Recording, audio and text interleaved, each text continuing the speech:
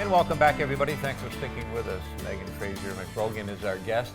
She is the Executive Director of the Greater Utica Chamber of Commerce, and Chamber of Commerce things are what we're talking about.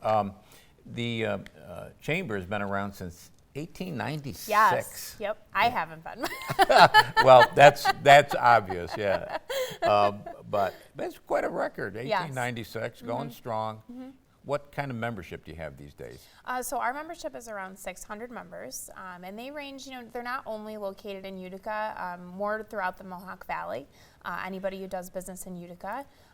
So we are, very proud of our membership. It has stayed relatively steady, and we expect to have some growth. I mean, we are in a growth economy, and chambers play a really strong role during growth economies and what they can provide. So we really hope that with a lot of the development going on in Utica, people will take notice to what we are focusing on. And when you talk about things that you can provide, there was a time, I don't know if it's still the case, where you provided for those who wanted it a hospitalization. Do you still do that? No, we don't do that. What do you provide? No. So we have a lot of different services, and we are constantly looking at those services. As I mentioned to you earlier, we are in strategic planning right now for, what we can do to strengthen our current membership benefits, and then what we can do to attract new members. So a lot of the things that we focus on for our members is, of course, networking and recognition throughout the community. That's probably number one, huh? It really is number one. I mean, and as a business owner, it's extremely important to network with your fellow business owners and understand what the landscape of the business community looks like.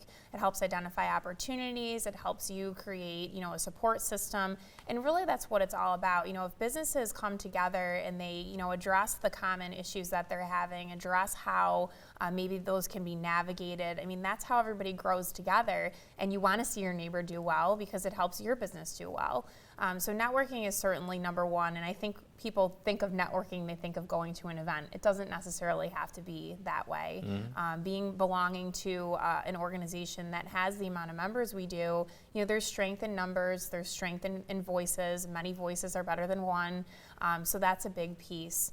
And the other piece is marketing. I think people who have limited budgets come to us as an extension of their marketing team in some ways.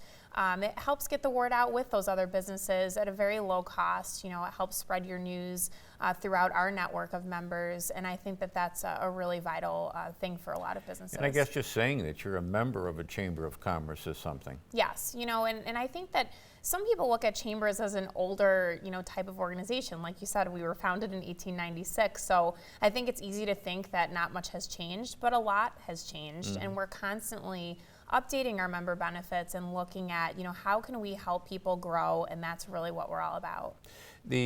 I noticed on your website that it says in bold letters, accredited. Yes. What does that mean? So we are accredited by the United States Chamber of Commerce. We're only one out of 7 chambers in the state that are accredited. And what that process means is we go through a rigorous application process that gets submitted to the United States Chamber of Commerce, and it gets reviewed by their board of directors. And there's 9 different sections in that process, and the binder is very large. For us, and why we do it is it helps us to stay on track as an organization. It really forces you to go through all facets of how a chamber operates, and it forces us to take a look at a lot of the services that we're providing. So for us, it's really just a means of making sure that we're on our toes as far as how we're operating as an organization, and how we're compliant with things that the U.S. Chamber identifies as really the cornerstones of how you should operate an organization. You mentioned events, and one of the events that you've done for a long time, they seem really popular. I see them online all the time, and that is your Business After Hours. Yes, yep. And again, that goes back to networking. And a lot of people think Business After Hours is just a social hour, but really it's so much more than that. People can come and go as they please. It's a 2-hour time frame. For a member, it's $10, and it includes beer and wine and all the food you want. And it's a great opportunity to get inside local businesses and see what they have to offer. A lot of businesses, you hear about them, but it's really a whole different story when you get to come in their doors and hear from them what they really focus on. So that's the one piece, is getting in to see the business, and the other piece, of course, is that networking and being connected in the community. The Jingle Jam that I spoke about earlier, that's in December? Yes, it's December 5th, and that event is put on by our Catalyst Young Professionals group, and it's a really great event. It's the one time of year that we make an exception and donate our proceeds to an outside nonprofit. The Chamber is a nonprofit itself, but for this event, we donate the proceeds to Operation Sunshine to support their Toys for Tots program. So our Catalyst group, Young Professionals, put it on to benefit local youth in our community, and it's a really nice event. So the Chamber is a 501c3? We are a 501c6. That's what chambers fall under, that designation. And surprisingly, we're not a government entity, but other government groups sometimes fall underneath that category. So we are a not-for-profit. Now, do you operate solely on the dues that your members pay? Yes, yep, Okay. dues and sponsorships. So we do not get any outside funding from the city, county, state, anything like that. A lot of people think that chambers are tied to government, Yeah. but they are not. They are operated independently. And also upcoming in November, is it, when you announce your Business of the Year? December. December. Yep, December 12th. So it's right before the holidays. It's a nice way to end the year. We have announced our 15 finalists for this year, which are located right on our website, greateruticachamber.org, if you want to see that list.